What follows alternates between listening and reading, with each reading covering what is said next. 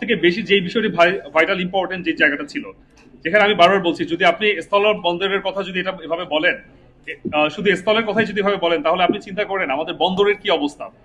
এবং এটার জন্য আমাদের শিল্প খাত থেকে শুরু করে আমাদের পোশাক খাত থেকে শুরু করে ম্যাসিভ লেভেলে এটা ক্ষতিগ্রস্ত হচ্ছে। এবং এটা আমাদের সব থেকে বড় বাণিজ্যিক জায়গা হচ্ছে এটাই।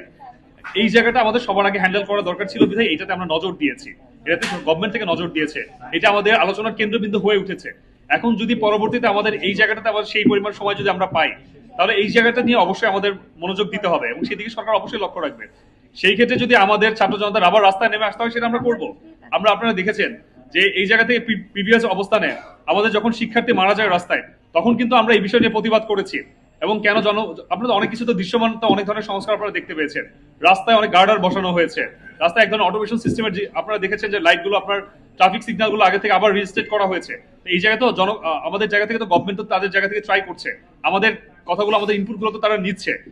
যদি কোনো ক্ষেত্রে দরকার হয়, সেক্ষেত্রে তো অবশ্যই আমরা এটা ইন্টিগ্রেট করার চেষ্টা করবো। সেক্ষেত্রে তো আমাদের সংস্কারের জন্য যদি দরকার হয়, 24-এর পরে আমি বিশ্বাস করি একটা বিষয়, বাংলাদেশের মানুষ সচেতন হয়েছে। চাইলে আমি বন্দর আরেকজনকে বিক্রি করে দিব, এটা হবে না তো। আমরা আমরা আমরা থাকতে তো এটা করতে দিব না। আমরা এখানে যারা আছে তারা, আমরা পুলিশের স্নাইপারের সামনে, সেনাবাহিনীর সামনে আমরা বুক পেতে দিয়ে আমরা রক্ত দিয়েছি। আমাদের প্রত্যেকটা ক্যাম্পাসে হামলা হয়েছে। সেই জায়গায় কেন আপনারা আমাদেরকেই বা বিশ্বাস করতে চাচ্ছেন না, সেটা অনেক বড় প্রশ্নের সম্মুখীন রাখছে।